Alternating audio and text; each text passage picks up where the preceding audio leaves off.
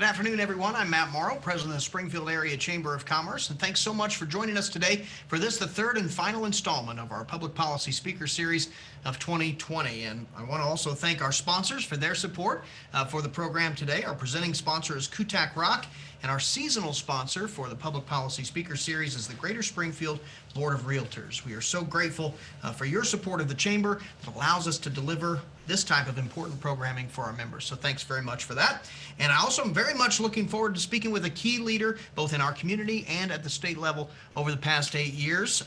Due to term limits, Representative Elijah Haahr was just finishing up, I guess, what will be the last year as Missouri State Representative. It's gone very, very quickly, including the last 2 years in the role of Speaker of the House.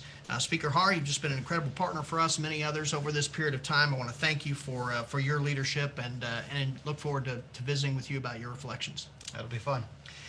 Speaker Elijah Haahr, if I can just move to the formal introduction here, was elected to the Missouri House of Representatives in 2012 to represent District 134, which encompasses South Central Springfield.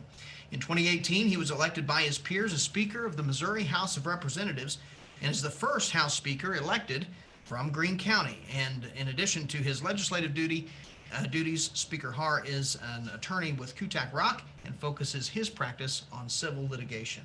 He grew up right here in Southwest Missouri and graduated from Ozarks Technical Community College, Missouri Western State University, and the University of Missouri School of Law. And he currently lives in Springfield with his 4 adorable children and is an active member of several community organizations. Again, thanks so much, Elijah, Speaker Haahr, for being with us here today. Thanks for having me. I appreciate it.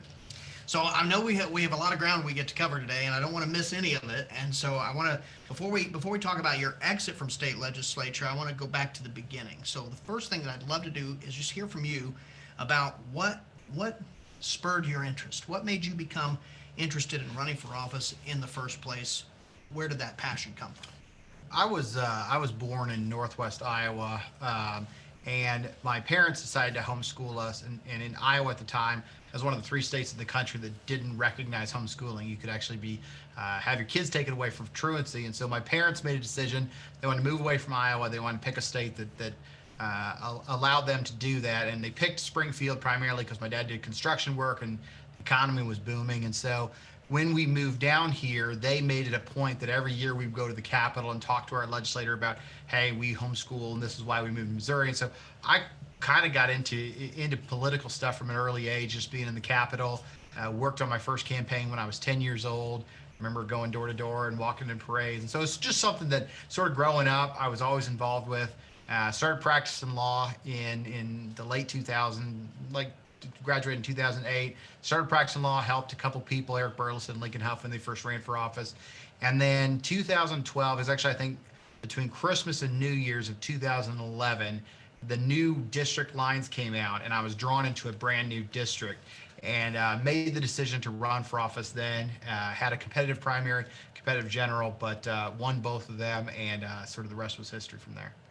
Well, it's quite a path, and of course, I think once that passion is clear, I think just knowing the next step is kind of how it often works. But I'm very curious about the steps that came next. Then, as you come to the legislature, you do the work in the Missouri House of Representatives, represent Springfield and the area well during that time. Somewhere along the line, you end up on this leadership track to this place where a path that ultimately led to being Speaker of the House of Representatives. How did that play out? It was interesting. When you get elected as a freshman, you ride, they call it the freshman tour. You and all the other freshmen ride around the state. You get on a couple of big buses. And we got on the bus that first time in December of 2012. And people started talking about already with term limits jockeying for who's going to end up in budget chair, who's going to end up as the speaker. And I remember at the time, I'd never worked in the Capitol aside from just visiting people one time. I didn't really know the value, but everybody started talking about, well, got to figure it out now. And so you sort of figure out from your first days around it, like, hey, this is sort of the goal from there's 50 some people in our freshman class, and everybody's sort of looking at that as a potential final goal. Oh. So got involved. One of the things I heard from a lot of people and realized early on was prior to at least our class, the Southwest Missouri delegation always had trouble keeping themselves together and united. Ron Richard would tell people when he ran for leadership that he would lose Southwest Missouri but he'd win everywhere else. And so he, that was always sort of a stigma from being from Southwest, is it's hard to put everybody together. And so that became sort of a passion project for a lot of the people in our class of how do we get Southwest Missouri to stick together. And we were really lucky. I mean, we had Scott Fitzpatrick was in my freshman class, who's now the treasurer, and breaking news, may run for auditor. Kevin Austin was in my freshman class, who's now the drug court commissioner. Kevin ended up running for assistant floor leader. Right. I ran for Speaker Pro Tem. Scott became the budget chair, and we started this conversation with the people around us of, hey, if Greene County and Greater Southwest all stick together, there's a path where we end up in a good spot. So Kevin wins, I win. I remember Kevin Austin and I went to Jimmy's Egg on East Battlefield, and we had a conversation about, hey, there's a path where one of us could maybe be the speaker. And Kevin said, honestly, he's like, I want to stay close to Springfield. His kids are playing baseball, and he's like, I don't think I want to make the transition to run around the state, and you should do it. And so then I called Fitzpatrick, also my class, and Scott said the same thing. He's like, happy being the budget chair, don't want to make a run for speaker. So we put together the same sort of team, and you figure out when you run for speaker, this is a very big state. Yeah. From Northwest Missouri, say like Tarkio, down to the Boot Hill, is further than from the Boot Hill to the Gulf of Mexico. And wow. you drive all over the state, and you go to, there's 115 counties. I think I've been to 112 of them. You realize how big this state is. So yeah, it takes a ton of time. I was really lucky. A lot of the people that I got elected with either decided they didn't want to do it, or were friends of mine and encouraged me to do it. Capital's a relationship place, and it worked out in such a way that I had really good relationships up there, and sort of put me on a path to do that. Those relationships and just building the coalitions is incredibly important, obviously, for gathering the necessary votes to be in those roles. But did you find those coalitions to be helpful in governing as well? Absolutely.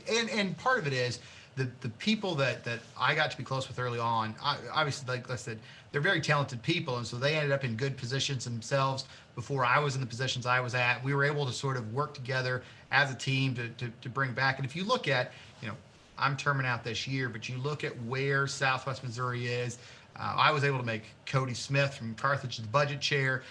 We obviously have Sonia Anderson, who was the caucus chair. You look around the people in Southwest Missouri, the most recent, just a month or two ago, I selected a new budget vice chair, Dirk Deaton. And so you sort of got this leadership track that I'll be gone, but 2 years from now, 4 years from now, 6 years from now, you'll still have Cody Smith or Dirk Deaton in the budget role. You'll have Curtis Trent in a big committee chair role. Craig Fisher, when he came in, I made him a vice chair right out of the bat of one of the committees. You sort of leave a legacy after you go of all the people from here, and hopefully it won't take that long again for somebody from Southwest Missouri, and certainly from Springfield, to end up back in that top position. You really can't overstate the importance of having that representation there. And I mean, really every year there are local and regional priorities, certainly every few years, big local and regional priorities that require state coordination and state support for them to happen. And so having people in those key roles who understand what those priorities and needs are in the area makes all the difference in the world. You've been a great example of that. Well, it's been, like I said, I've been really fortunate to be the time period that I got elected in, and the people that I got elected with. It's hard to overstate how incredible it is to work with them, because we've been really fortunate in the Springfield and just the greater Springfield area to have just a really great crop of people that went up to Jefferson City while I was there. Well, we do this public policy speaker series 3 times a year, and before this year, of course, it was always in a room at the chamber with probably 80 or 90 people or something like that in the room, people who are highly engaged and often in state government issues and things like that. But this is your second time on the Public Policy Speaker Series. The first time was 2 years ago, almost exactly 2 years ago. You, as the incoming Speaker of the House, and outgoing Speaker of the House, Todd Richardson, together we had a chance to have a visit and kind of take some questions from some of the business members of the community. And as you had that dialogue and that conversation, I remember that at the time you commented on the leadership of Todd Richardson and the example that he set for you as Speaker. And I wonder, at that time, as you look back, what were some goals that you had about how you wanted to lead the House? As you look back and reflect on that, are you pleased with how they came out? Well, first off, following Todd Richardson is basically impossible. Todd's one of the most immensely talented people in Missouri politics, and he had, he got to be speaker 3 years because he had to take over a year early after the speaker before him had to resign. He had to serve through the impeachment of a Republican governor, or the resignation of a Republican governor. Todd had to burn the candles at both ends for 3 years, and he did it with grace and class, and probably as like I said, as talented a political and policy person I've ever had the chance to work with. And so, obviously, huge shoes to fill. But you learn a lot from watching him. If I could compare it, if I could use an NFL comparison, it'd be like trying to follow Brett Favre as quarterback. I'm just hoping I'm Aaron Rodgers in this situation. But Todd, I think we got Aaron Rodgers. I was going to say Todd was fantastic. He was just an incredibly smart person, so he could understand very complicated concepts really quickly. He could break them down and explain them to people. And Todd was a big believer in this.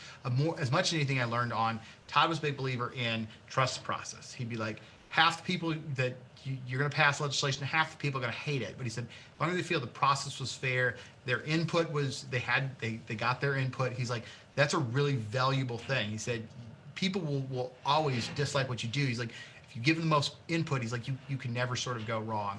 Right. Todd also was a big believer in sort of, he's like, he picked people that he trusted, and then he trusted them. So his committee chairman, he very rarely was calling his committee chairman in and saying, hey, I'm sending you a bill, I need you to pass it, or I'm sending you a bill, and you decide what to do with it. And he just trusted the people that he put in positions. He was very good about delegating authority, and he needed to, especially his last year while we were going through the special investigation, he needed that ability to not be so hands-on in the policy world while he could focus on the investigation. And so if there's any lessons I learned from Todd, like I said, trusting the process and delegating the load to the people. You put people in a place that you trust, and then you give them the work and let them figure it out. Those were probably the two things that I thought during his time as speaker, aside from just being an incredibly classy person. And like I said, after the way he came into office, he created a new policy and rules for the House Ethics Committee, things like that. Essentially, a big focus of his was sort of cleaning up the look of the Capitol. Like, one, we're no longer going to be how it might have been in like the 70s or 80s, where we sweep everything under the rug. Two, we're not going to tolerate continued bad behavior. We're going to keep a very strict profile or strict rules on policing our own members. And it's been a challenge. Todd had to have members resign that for bad behavior, and then continued under me. The House Ethics Committee had to recommend some strict punishments on people, and they resigned. And that's not always a fun thing to go through, but I think from a perspective of somebody that's not in the Capitol, I always say most people in the Capitol are really good people up there for the right reasons, but we police our members probably as strictly as my legislative aide had been there 25 years, and she's like, I've never seen people toe the line so much as they have the last few years. She said, it used to be just a total party atmosphere in the Capitol. Just like now, just like everybody toes the line. It's very, it's something that you could sort of be proud of the people that you're up there with. Right. Well, and people have to have confidence. They have to have confidence in the process, confidence in the integrity of the people and the process involved. And one of the things I wanted to ask you about, and it sounds like you're kind of starting to describe a little bit of this, which is your philosophy on leadership. So as you think about some of the guiding principles that you try to follow, not only in representing your own district well, but in leading a governing body like the House of Representatives, what are some of those, how would you describe your leadership approach or philosophy? When I first got elected, they send you to a National Speakers Orientation Conference, and there's a guy named Robin Voss, who's Speaker of the House in Wisconsin. He's been Speaker of the House for 10 years or so, and he said there's two ways to treat Speaker of the House. You can treat it as the stepping stone to another office, or you can treat it as the last office you'll ever hold. He's like, it's not right or wrong, it's just you'll treat it differently. And he said, the decisions that you make, he's like, you will treat them differently if you're sort of planning your next campaign versus if you're not. And that was one of the things I thought that when I first got elected, the sort of leadership mentality was the speaker was setting the agenda, and this is the direction the caucus was going to go. And it sort of transitioned to when Todd, and hopefully when I was speaker, was what is the caucus members' agenda, and how do I as a speaker help them fulfill that agenda? It became less top down and more bottom up. I thought that was helpful. Obviously, there was always going to be things that I wanted to focus on, and we did focus on those. But a lot of it is if you as a speaker have good ideas, then you just find somebody like this is going to be your good idea to carry, and I'll help you through the process. But once I became the speaker, there was never anything where I said, we never had a caucus where I said, this is the 3 goals we're going to accomplish this year or anything like that. We usually would get together as a caucus and say, okay, we're going to start going through the issues and who wants to work on what issues this year and just sort of start from there. Right. And a lot of buy-in comes from that. And of course, if it's bottom up in the caucus, it's bottom up from the communities and from voters as well. Yeah, and also we were able to sort of help the caucus to see that, hey, if every caucus member has 1 or 2 things that they want to do, there's a teamwork aspect. Whereas if you want your stuff passed, we got to help the other guys pass their stuff. Because when if you want your stuff passed and you're out there trying to kill your fellow colleague's bill or something like that, well, nobody's going to come help you with your bill. And so when you sort of do a bottom up approach, you see a lot more buy-in from everybody saying, hey, we're a team. Maybe this isn't my favorite thing that this guy or this man or woman is doing, but I want to help them get it done because I want them to help me get my legislation done. Right. And so I thought there was some value in that, and I thought especially probably more so in 2019 because we didn't have to deal with COVID, but we saw so many policy bills reach the finish line. 18 and 19 just were these tremendous policy heavy sessions. 2020 turned out to be a little more challenging because of COVID, but we still, when we came back 3 weeks left, we still got a lot of those issues to the end, and a lot of it was we had just a great caucus and a lot of teamwork, and hopefully stemming a little bit from that bottom-up approach. So I would absolutely echo what you said. 2019, one of the best years certainly for business, I think, in the state legislature in my memory, and then 2020 came, and 2020, of course, presented its own unique challenges. On many of them, I hope and pray we never have to deal with again exactly in that way. But so the focus shifted very quickly in the middle of the session. I remember the legislature going into recess, going into spring break, and then when the decision was made that it wouldn't immediately return.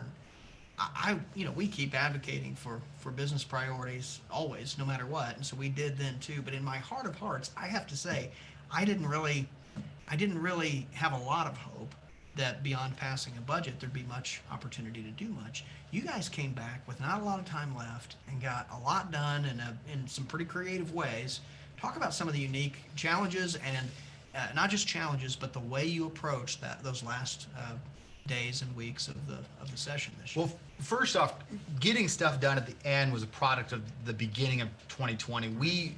I remember as we were approaching, when we were in February, before things were really getting heavy with COVID, we were talking about, man, this is going to be just as successful year as 2019 because we had moved a lot of big, heavy policy initiatives to a place where we were like, oh, in the second half session, we're going to kill it. We're going to do all this stuff. And so because we had those in a good place, when we did have to shut down session and then we did make a decision that we were going to come back with 3 weeks, we were able to say, okay, one of the things about a pandemic is it sort of reminds you of what's actually important.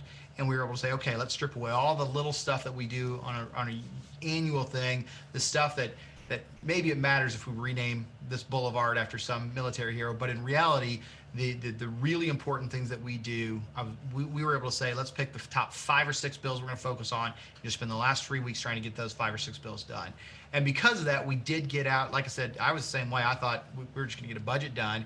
And then we came back and we were able to hammer out a few deals with the Senate and come together and pass 3 or 4 big policy ticket items that I thought were pretty helpful. And yeah, we had to get creative. We created a new committee, and that committee created a lot of larger bills that had a variety of different packages in them so that we could save time on the floor because we didn't want to bring people on the floor. But so we were pretty fortunate in that. But when you talk about COVID, that presents a challenge that unlike anything we'd sort of been prepared for, and it did for everybody. I mean, in business and in life and whatever.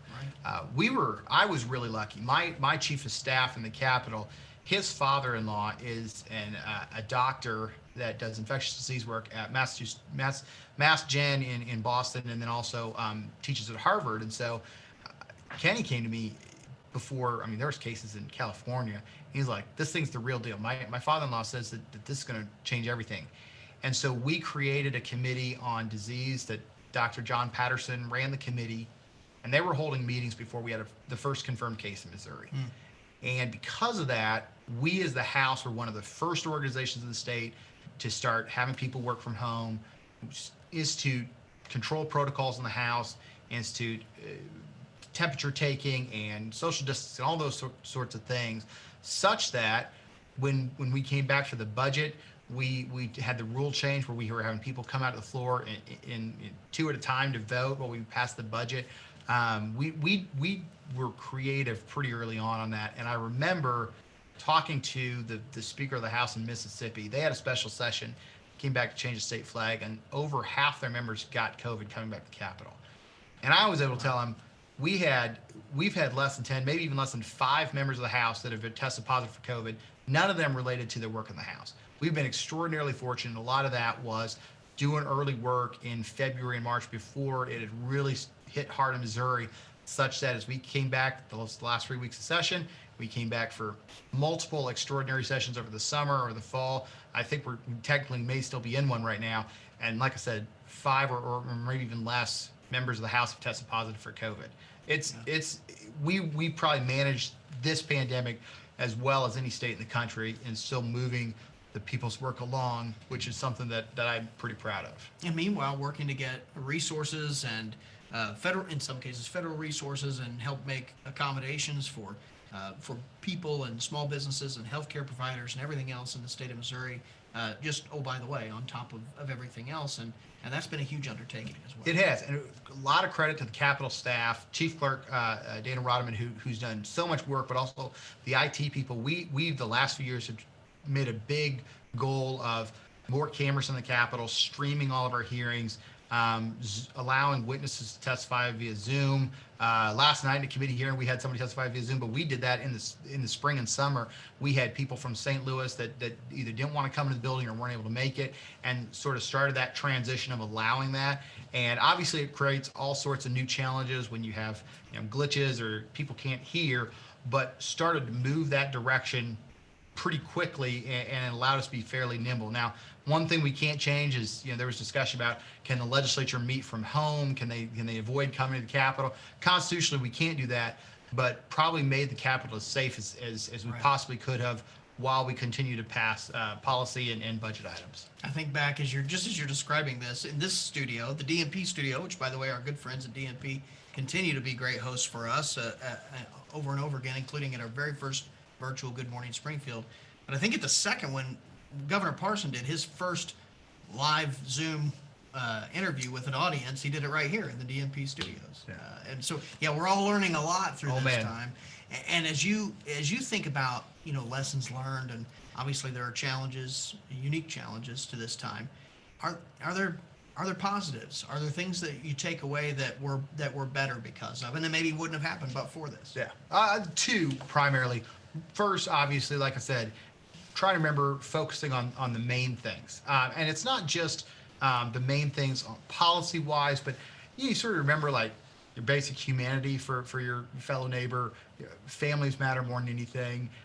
You sort of you enjoy the times that you do have to be together with people, but it also helps you remember like, hey, all the running around we do and traveling and things like that, sometimes that doesn't matter as much as just being with people that you care about. That's one thing. The second thing I think it helped to do is it sort of provided a push to move us into the 21st century. The use of technology, the ability to talk to people on the other side of the country through Zoom or WebEx or whatever it is, trying to sort of create a world where more people can have viewership or input on what's happening in the Capitol, whether it's through our live streams, recording everything so that you can go on and say, I remember hearing this debate this one day, I want to go back and look at it. An issue like COVID where we can't be together sort of forces some of those conversations that are a little uncomfortable at first, but need to happen and probably wouldn't have happened as quickly as they did without something like a pandemic pushing it along. So there's positives in that. In every crisis, there's going to be an opportunity, and hopefully, like I said, focusing on what's important and moving in sort of a more digital era is helpful as we go forward. So as I think back to when we spoke 2 years ago, of course, we talked quite a bit between then and now, but at this setting with Public Policy Speaker Series, I remember you talking about some areas that you were really optimistic about and excited about that lie ahead. Areas that you emphasized at that time included encouraging business growth, increasing our focus on workforce development, balancing some of the competing priorities in the state's budget and how you manage that. As you reflect on your time in the State House and specifically these last couple of years, what are those legislative accomplishments that you're most proud of, that you're most pleased with? Well, you're right. I remember that meeting in 2018 where we talked about, and I think I even said then that I thought we would do more work on infrastructure and workforce development in the 2018 session than we'd ever done, or 2019 session we'd ever done. And that turned out to be the case. On a macro level for the state as a whole, the tax cut that I carried in 2018, I felt has some long-lasting impact and benefit for the state. But then we did 4 or 5 different economic development or workforce development bills in 2019. The first major infrastructure increase in spending since 1984 with the bonding package we passed in 2019, putting several $100 million into Missouri roads and bridges and doing it in a way that didn't raise taxes. We were able to leverage some federal dollars. We were able to work on some partnerships with some matching grants for some of our local communities. But we put almost $500 million of new money into roads and bridges in Missouri, something that we talked about doing for the 6 years prior that I'd been in the legislature and never been able to get to a place we could do it. And then we did it without raising taxes. Those types of things, I think, specifically are really good for our region with 44 and 49. And obviously, we've got the Bella Vista bypass going in. And so you're going to see a lot more transportation. But for the trucking companies in Missouri or in Springfield and Joplin, you're just going to see a dramatic increase in the amount of freight that we're able to move and better roads that we're able to move it on. Then for Springfield in particular, one of the big focuses that I had, and I had some great legislative partners I got to work with on this, but was a focus on Missouri State and OTC. And Missouri State, for a lot of years, we talked about the equity funding and how they were funded less than everybody else in the state, and that it was our goal to put them back on that position. And so in 2019, we had an adjustment to increase their annual funding by $10 million through the state, put them on par with all the other universities in the state, and sort of an ongoing thing. And again, I was lucky. I worked with some great legislative partners on that. Lincoln Huff, obviously, in the Senate. Craig Fischel was very helpful on a lot of these issues as well. And so we were pretty fortunate that way. And then OTC. They built a building in Republic that we were able to get some money for, but more importantly, this advanced manufacturing center that is we just broke ground on a few weeks ago. You look at some of these states in the South and in the East, every community college in that state has a manufacturing center, and it has become just an incredible engine for job growth in those areas.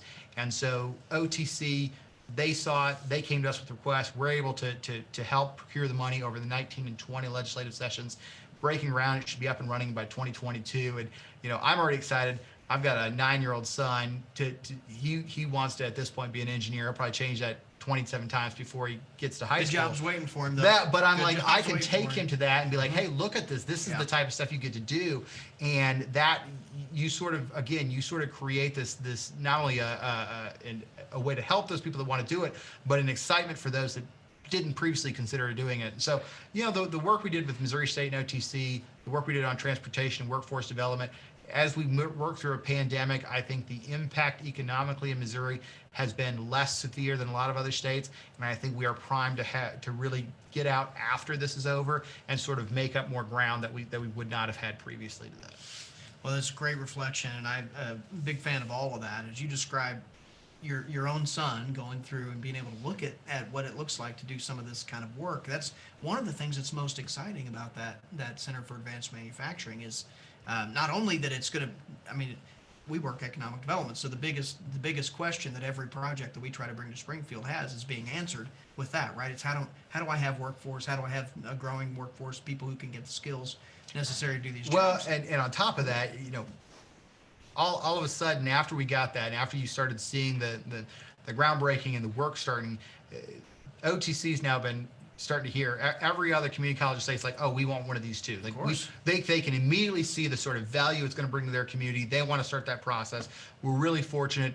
Obviously, OTC is a tremendous partner, and as a graduate of OTC, I'm biased there, but we've really gotten to see that their growth continues to just be exponential, and they're going to continue to be sort of major players in the community college and in higher education in general in the state of Missouri. Yeah, tremendous asset in our area. Very much so. If you're interested in growing the economy, you couldn't have better fuel in the engine than that. For sure. So I want to pivot just a little bit, because I know that the work that you do in the legislature, the work, of course, as an attorney and everything else, all very demanding. There's travel involved, particularly in leadership and everything else. And I also know you well enough to know that all those jobs, while important, are not as important to you as the job of being dad to these 4 great kiddos, right? Right. So talk, if you would, a little bit. I'm always amazed at how people keep all this stuff, keep all those balls in the air, can make it work. Talk a little bit about how you balance being a dad, being there for those kiddos, and at the same time carrying out all these responsibilities. It's got to be a challenge. It is a challenge. I'm lucky. I don't know if you can see there, the cameras can see, but I've got these cufflinks that have my 4 kids on them, and so I always joke that I get to take my 4 kids to the Capitol every day. But I've been really fortunate, again, seeing positive through challenging situations. We shut down the legislature for 7 weeks. I got to be home with my kids for 7 weeks. There you go. In a normal time of year where I'd be gone 4 to 5 days a week, I got to be with them almost every day, and that was a really, really extraordinary time. I taught them all kinds of stuff that I would have never had the chance to do. Obviously, a lot of it was learning from home, things like that. But it was a really, really great experience.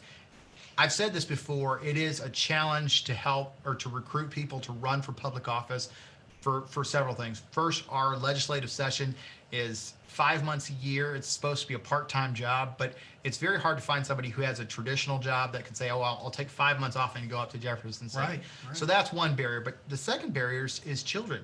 It's very difficult if you have children, and especially young children, to figure out a way that you can go to the Capitol, you can work in the Capitol while you have kids at home.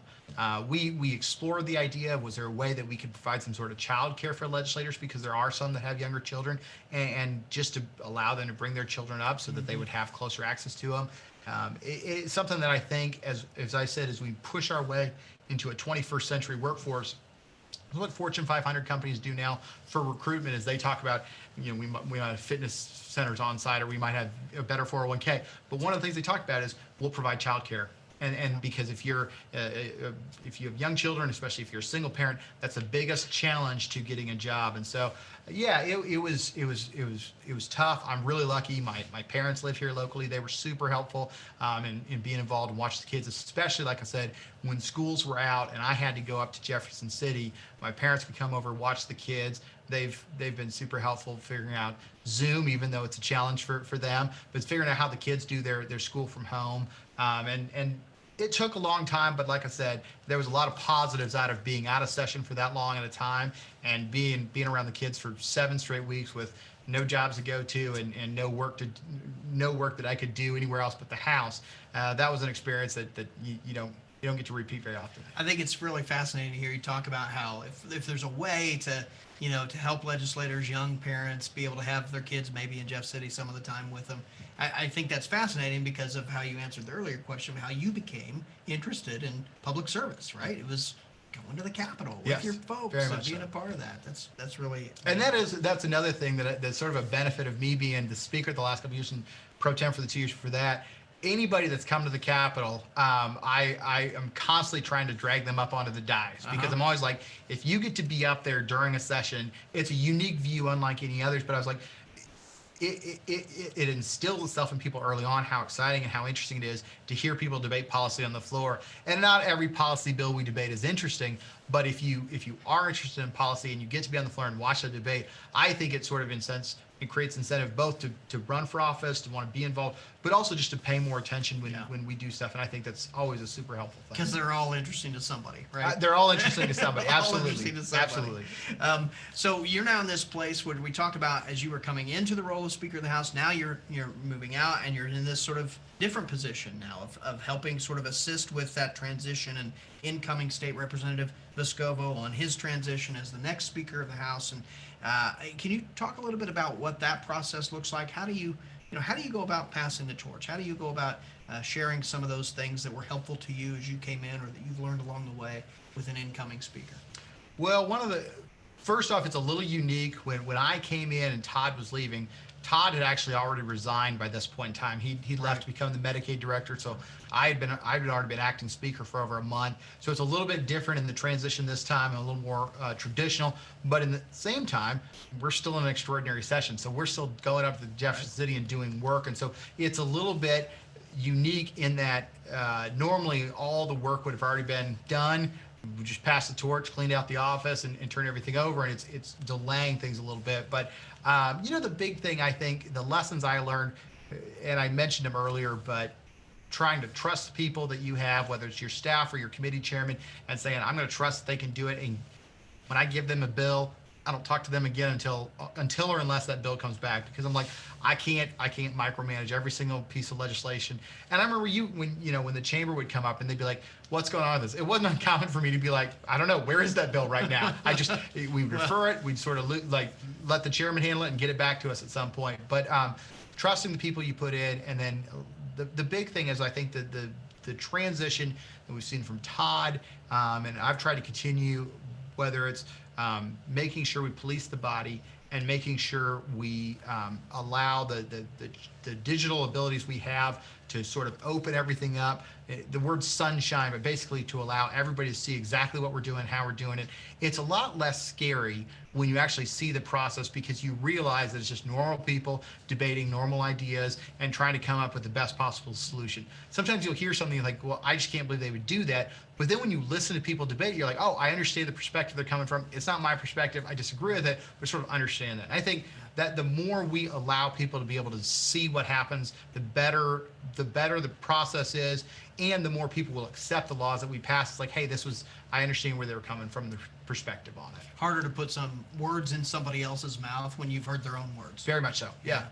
So while we're on the subject of advice, I think I remember hearing you say before that it's your belief that everybody ought to run for office at least once in their life. So as you think about people who might be considering a run for public office or are running for the first time, what's some advice that you would give that person as someone who's been through this process a few times now? The big things I always say is you'll get to know your neighbors and your neighborhoods in a way you never thought possible, because you're sort of forced out of your box to talk to people that you don't generally know, and to listen to their perspective, even if you don't necessarily agree with it. So one, I think it's incredibly helpful. Two, even with the pandemic, I think the door-to-door thing is super helpful. You sort of saw this in the last election, a big debate about, do you go door-to-door? If you do you stand 6 feet away from the door? How you handle it. But those interactions are probably as important to sort of shaping your perspective of your community as anything else, because it forces you outside your comfort zone to meet people you didn't know and to consider ideas you may not have realized or knew how strong those beliefs were held by your neighbors. So I think it's incredibly helpful. I think you have a perspective after you've run of sort of your community that you did not have prior to that. But I also think it's something that you make sort of my family, we my kids, they know all of our neighbors because I drugged them to the doors a few years ago. Yeah. And so like they are super comfortable with people I wouldn't have known had not run for office, because they'll see us on the street and they'll be asking, hey, what's going on with this particular thing? And so it sort of forced them out there a little bit. And I think I would say that's a great comment. I mean, they're great with people. And that doesn't, you have to learn that, right? They've learned it. They do like people. They do like. I don't know if they're great with them, but they do like them. They're great with me. They're great with other people. So it's really something that kind of gets passed along to people as they come alongside you in those efforts as well. Even little people. Well, one of the things that I always try to do this, especially when someone's at the sort of the stage where you're leaving one chapter, you're kind of thinking about what's next. Have you thought about that as you unable to continue in the House because of term limits? I don't think any of us expect you to disappear from public life or the world of politics, although obviously you've earned that, I guess. But what's next for Elijah Haahr? What do you think about in terms of next steps or down the road? Is chamber hiring? Well, we can work something out, probably. I don't know, and that it's kind of nice. It was going back to that Robin Voss quote about how you approach speaker, it was really nice to be speaker and not be running for anything this year, because there was never a place where I was like, well, I have to do this to sort of give myself this path or anything like that. You sort of try to pass the legislation you think is best. I've had sort of over the last few months, I've started having people reach out and say, hey, what are you gonna do next? Would you want to make a move? Come do something like that. And I always tell them, I'm like, two things. Number one, I've got 4 kids in Springfield. It'll be really nice to take them to school every single morning. Sure. And secondly, I work for a great law firm. And obviously they're the sponsors of this, but I started working with the people at my law firm 2.5 years ago, and they've been just some of the best people to work with. And so I'm really lucky that when I get to January 6th and Rob takes over and then the whole new class takes over, I get to come back to Springfield. I get to see my kids every morning. I get to go work with people I really like. That's a pretty good place to be. So, who knows down the road what's going to come up. The big thing I would say is people run for a job you want to do. I loved being the representative. I was chair of emerging issues, pro temp speaker. I loved every single job I want to do. And, I've had people be like, hey, you should think about running for auditor. And I'm like, just candidly, I don't think I'd want to be the auditor. I don't feel like my skill set's equipped for the job. It's just not something I'm interested in. So if there's a chance to run for office down the road, it'll be a position that I actually want to do. And so right now I just want to be home for a while, and I'm looking forward to that. But yeah, I love policy. Politics is tough, but I've enjoyed it. But policy is great, and it's as exciting as anything else. And the big thing I always tell people, I'm like, it's very hard to conceptualize this, but I was like, when you're in the Capitol, and especially when you're late in session, April and May, you're having conversations every 5 minutes, and one's about the latest insurance bill they're trying to move, and then it's about transportation funding, and then it's about what are we going to do about K-12, and then it's about an abortion bill, and then it's about a tax cut, and you're just moving issues so incredibly fast. When you go back to a traditional job, you're like, you mean we're talking about the same issue all day? That doesn't or for an hour. Yeah, exactly. It's like going from a dead sprint to like just very slow motion. And so it'll take some transition time, but it'll be sort of nice to just hit the reset button a little bit and be home and just sort of clean everything out. Well, you've certainly earned that, and I know you could be great at anything you want to do, but I will say one thing though. As you know, I like listening to talk radio. It's an old habit that came from when I was in radio, and I know that you've been guests on a bunch of radio programs, including here locally too. But I tuned in this has been a few weeks ago. I tuned into KWTO for Morning Line, and I heard you on there. And I thought, well, Elijah's a guest tonight. This morning I'll listen to him, see what. And I'll tell you, it sounded like you were hosting the show. Now they have great hosts on there. I'm not, but you, I don't know what happened that day, but you had to. I mean, you were interviewing people. You're not and just a natural, really good. There's a big difference between being a guest on a show.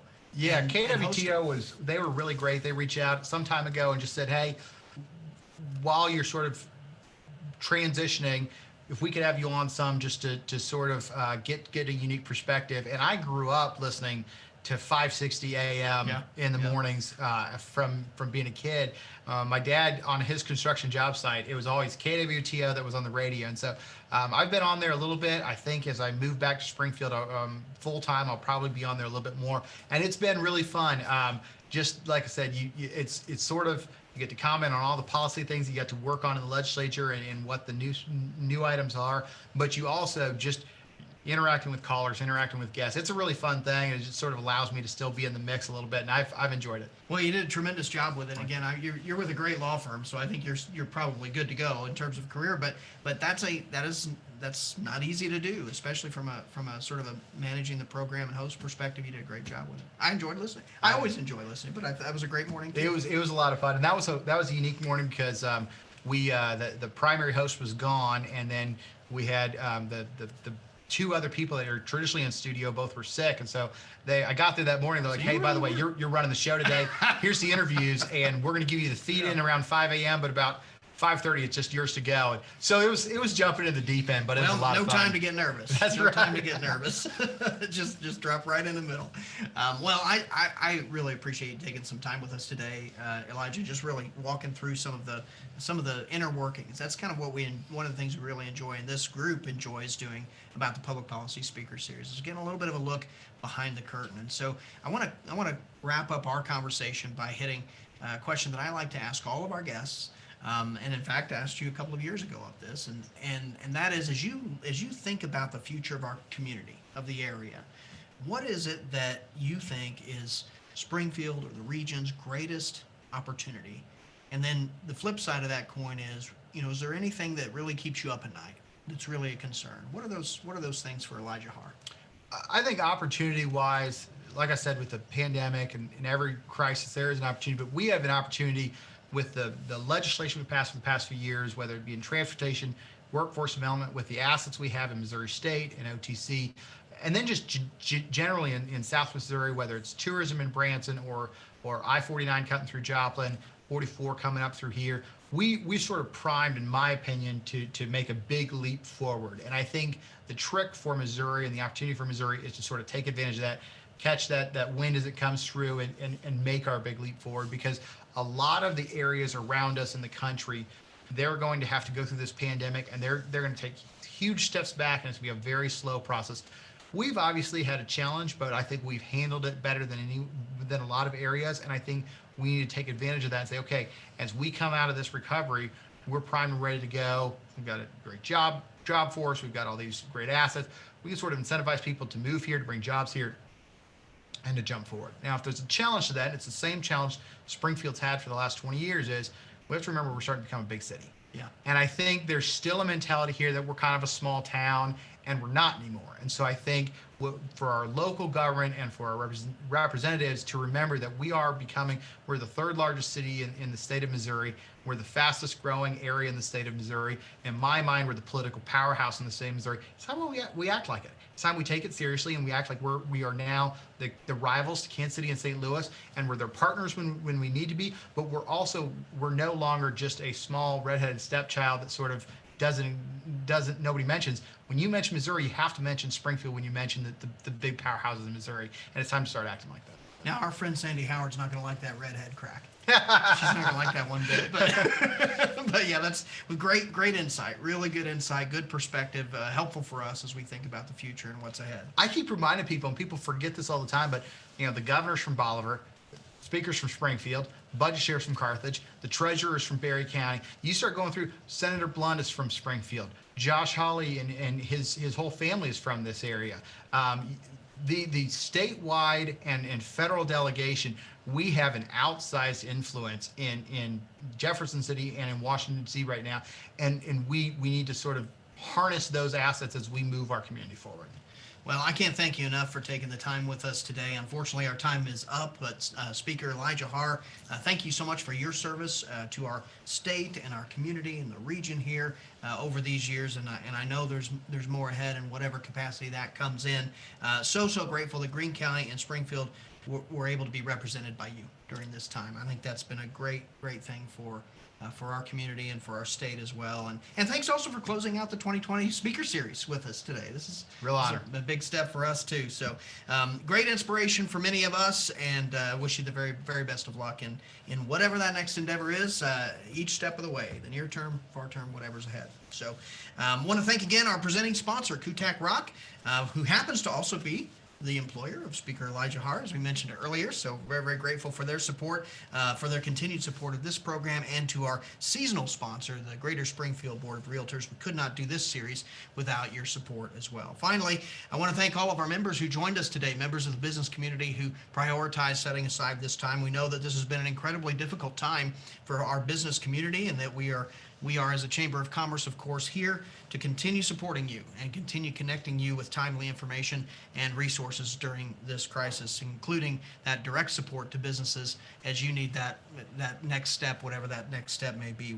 We want to encourage you to keep visiting the Chamber website and look for Chamber emails for up-to-date business, safety, public policy related information that can be of relevance and help to your business. And also, please don't ever hesitate to reach out to anyone on our Chamber team for your needs specifically during this time as well. As always, so grateful for your membership and for your support. Thank you for being a part of the Springfield Area Chamber of Commerce. Good afternoon.